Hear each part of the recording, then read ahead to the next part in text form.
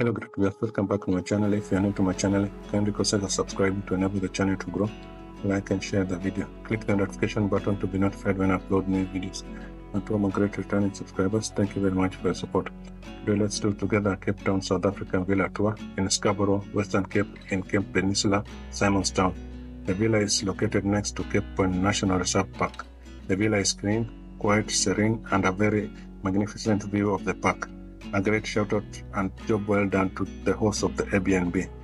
I have not been paid to advertise the villa, but it's because I like the place. Enjoy the video. Thank you for watching.